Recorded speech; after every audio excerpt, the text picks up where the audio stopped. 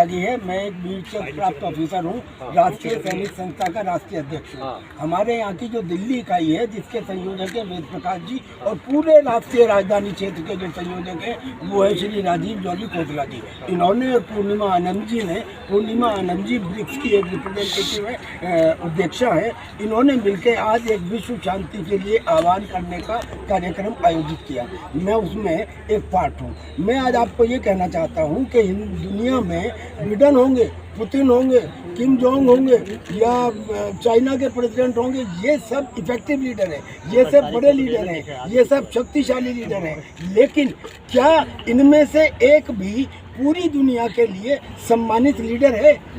अगर सम्मानित की बात आती है, रेस्पेक्टेबिलिटी की बात आती है, क्रेडिबिलिटी की बात आती है, तो वो इफेक्टिव भी है और लीडर भी है, और वो केवल भारत है।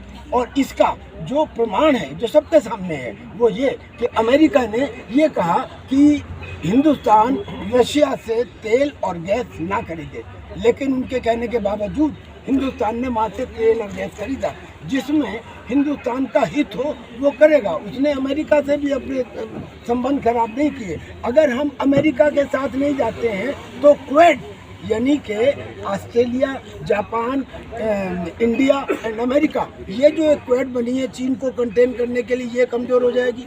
और अगर हम रशिया के साथ नहीं जाते हैं तो हमारा military to military cooperation agreement 2030 तक जो रशिया के साथ है, जिसमें हमको टेक्नोलॉजी ट्रांसफ़र होती है, जिससे हम आत्मनिर्भर बन रहे हैं, वो कमज़ोर हो जाएगा। लिहाजा हमने न्यूट्रल स्टैंड रखा। अमेरिका के लाख दबाव के बाद रशिया ने हमसे कहा कि अब ये युद्ध चल रहा है, मैं जो तुम्हें 3% तेल देता था, मैं इससे ज़्यादा दूंगा। खन्ना साहब, मांग क्या कर रहे हैं आप? क्या मांग कर रहे हैं? एक सेकंड। और मैं वो 30% कम रेट पे दूंगा, और जिन जहाज़ों को मैं वो तेल भेजूंगा वो जहाज़ ब्लैक सागर से आएंगे, और ब्लैक सागर में युद्ध चल रहा है, उनकी सिक्योरिटी की जिम्मेदारी रशिया ने कहा कि मैं खुद लूँगा, और जो उनका इंश्योरेंस क्लेम है वो भी मैं दूंगा। और उसके बाद में जब हिसाब लगाया तो पता लगा कि करीब 10,000 करोड़ रुपए का प्रतिदिन हिंदुस्तान को फ़ायदा होगा। तो इसलिए हमने रशिया से वो डील ख़त्म नहीं की और हम उससे कर रहे हैं। हमारा आज का उद्देश्य ये है कि ये जो युद्ध चल रहा है ये जल्दी से जल्दी ख़त्म होना चाहिए।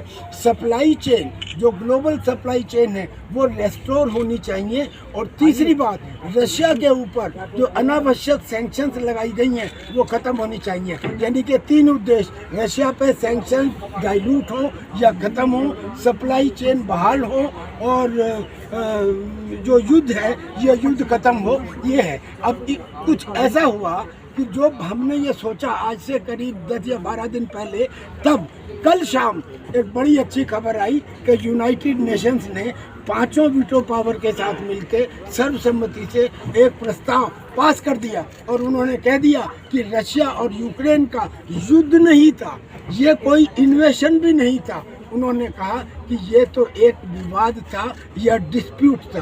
डिस्प्यूट कहने से अब मैं समझता हूँ कि यूक्रेन के प्रेसिडेंट जेलेंस्की के टाँके ढीले हो गए होंगे, और सिचुएशन है कि बहुत जल्दी एक शांति का प्रस्ताव आगे आ जाए। सर, मेरा प्रश्न है आपसे कि दिन प्रतिदिन जहाँ पर हथियारों की संख्या बढ़ रही है, तनाव जो पूर्ण जो है वातावरण बन रहा है, दिन प्रतिदिन युद्ध हो रहे हैं, ऐसे में वैश्विक शांति किस प्रकार से संभव है?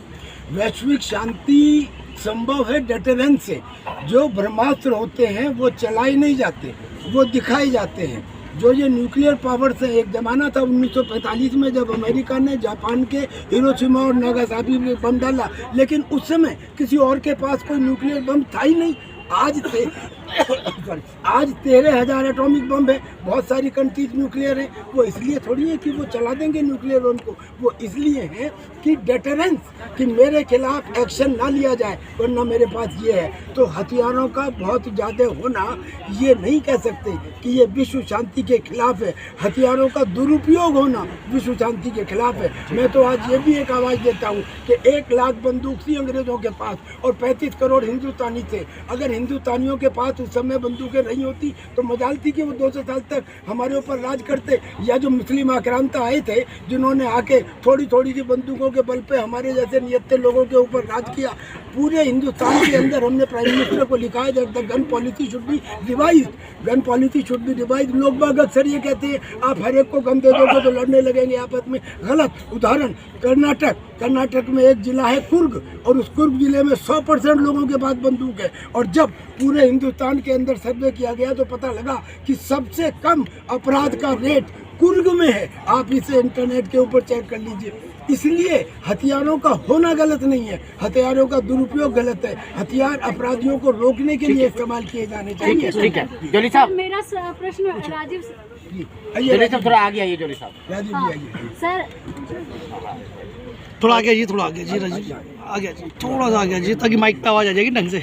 जोली साहब सीधे आइए थोड़ा। जोली साहब, मुख्य उद्देश्य क्या था आज के प्रदर्शन का, जो आपने मार्च निकाला, मीडिया से रूबरू हुए, क्या कुछ मांग आप कर रहे हैं?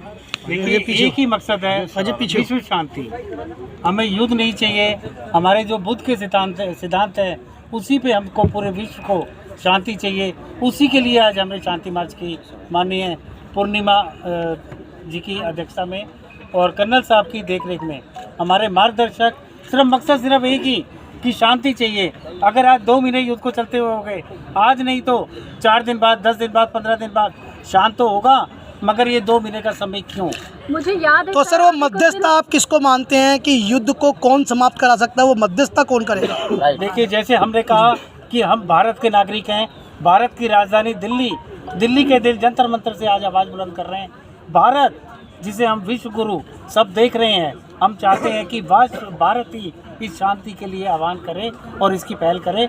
और हमें पूरे भारतीयों को विश्वास है कि हम होंगे कामयाब, क्योंकि हमारा यही सोच है। जिस प्रकार से जो घातक हथियारों का निर्माण हो रहा है दिन प्रतिदिन, आपको नहीं लगता कि राष्ट्रीय सैनिक संस्था को इसके खिलाफ जो है आगे आना चाहिए कि इस प्रकार के हथियार बने ही नहीं जिससे मानव की जनसंख्या कम हो? देखिए, घातक मंच के माध्यम से कंप्लीट डिसआर्मामेंट के बारे में यहाँ से यूनाइटेड नेशन को मैसेज दे रहे हैं, क्योंकि जहाँ हथियार, जैसा कि अभी त्यागी जी ने कहा कि हथियार युद्ध के लिए नहीं है, वो एक शांति बनाए रखने की भी व्यवस्था है, लेकिन हथियार का दुरुपयोग हमेशा गलत है। जैसा कि अभी यूक्रेन में किया जा रहा है, यूनाइटेड नेशन ने और यूएस गवर्नमेंट ने $33 बिलियन के हथियार यूक्रेन को देने की व्यवस्था अभी की है। इससे क्या होगा? इससे तो अशांति फैलेगी। यूक्रेन में वो हथियार जाएंगे, वो मे भी रशिया के विरुद्ध में यूज़ किए जाएंगे, लेकिन रशिया भी तो फिर $33 बिलियन के हथियार यूज़ करेगा। तो मतलब ये है कि $100 बिलियन के हथियार उस भूमि पे यूज़ हो जाएंगे और उस पे मरेगा कौन? आम नागरिक। जहाँ पर मैम पूरे विश्व में हर लोगों को लगता है कि मुझे टॉप पर आना है, ऐसे में शांति संभव है? सबको आगे बढ़ने की होड़ लगी हुई है। शांति बिल्कुल संभव है और शांति ही होगी। आप कितना भी युद्ध लड़ लीजिए, कितने भी युद्ध लड़ लीजिए, आपने प्रथम विश्व युद्ध देखा, सेकंड विश्व युद्ध देखा, आज चाहे आप तीसरे विश्व युद्ध की तरफ बढ़ लीजिए, लेकिन अंततः तो फिर शांति की स्थापना करनी ही पड़ेगी। हमारा इस मंच के माध्यम से यही आह्वान है कि शांति वार्ता की जाए। किसी भी कारण से 2 बॉर्डर्स पे कॉन्फ्लिक्ट हो सकता है। जैसा कि त्यागी जी ने बताया, यूनाइटेड नेशन ने भी कल ये डिक्लेयर किया कि वो केवल एक विवाद है, ठीक है। और रशिया की जो मिलिट्री है और डिफेंस मिनिस्ट्री है, मिनिस्ट्री ऑफ एक्सटर्नल अफेयर है, वो लगातार ये कहते आए हैं कि ये मिलिट्री ऑपरेशन था आतंकवाद को डॉनबास में ख़त्म करने के लिए। लेकिन किस तरह से ये एक माध्यम बन गया न्यूज़ का कि उसे युद्ध कहा गया। ये युद्ध नहीं है, ये शांति के लिए एक स्थापित आतंकवाद को खत्म करने का एक प्रयास था। राजीव जी, किसको मेरा आपसे, देश की जनता, युवा, सुप्रतिष्ठित समाजसेवी वर्ग आपको हमारे चैनल के माध्यम से सुन और देख रहे हैं, उनके लिए क्या संदेश और क्या अपील करना चाहिए? हम युवा वर्ग को यही कहना चाहते हैं कि वो शांति की स्थापना के लिए, मैं बोलना चाहता हूँ युवा वर्ग को हम कहना चाहते हैं, एक बात सुनिए गौर से सारे लोग। ये जो दया, करुणा, क्षमा, शांति, अतिथि सत्कार, सहनशीलता, ये बहुत अच्छी बातें हैं, हमारे पुरखों ने हमें सिखाई।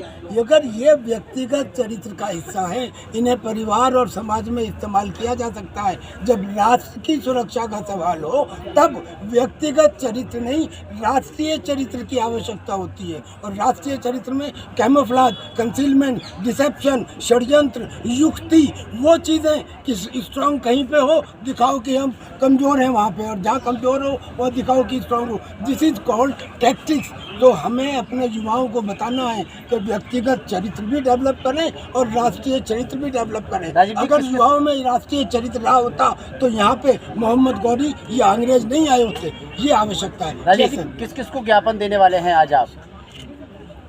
ज्ञापन सिर्फ हमारा यूएन को जाएगा, और क्योंकि यूएन की जो पावर अगर जो मानी जा रही है उसके लिए ज्ञापन हम यूएन को दे रहे हैं कि इसे शीघ्र ही शांति की ओर इसे बढ़ाया जाए, विश्व में शांति के लिए।